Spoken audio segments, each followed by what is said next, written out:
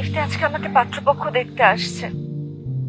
ভাবির চাচাতো ভাই প্রথম দেখাতে আমাকে পছন্দ করে ফেলছে। এ দেখো, আন্টিও পড়াই গেছে। কালকে নাকি কাবিনও করে ফেলতে চায়।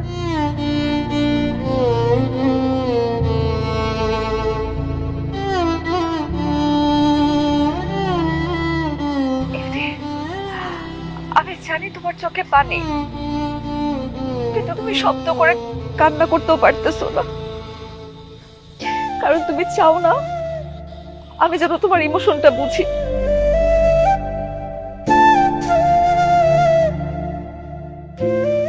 ইফতি,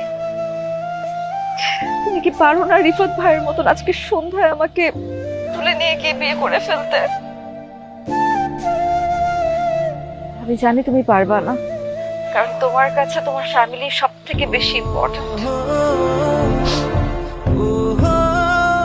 অবশ্য প্রত্যেকটা সন্তানেরই উচিত তার পরিবারকে প্রাধান্য দেয়া। তাই আমাকেও হয়তো আমার পরিবারের সিদ্ধান্তই মেনে নিতে হবে। আমি তাহলে এখন রাখি ইফতি, ভালো থেকো।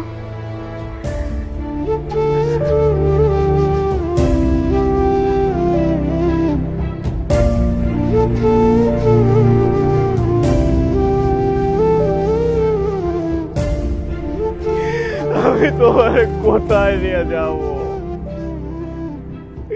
আমার নিজেরই তো কেউ নাই। I don't have anybody in my life.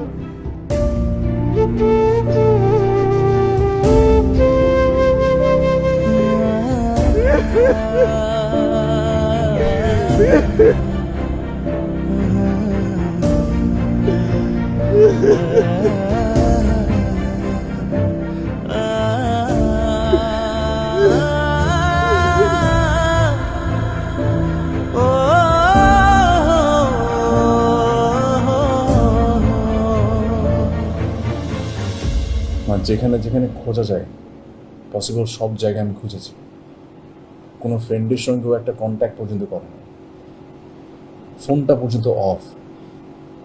Ifti যে কই সেটাই আমি আর এরা ভাবছিলাম যদি ওর গার্লফ্রেন্ডের সঙ্গে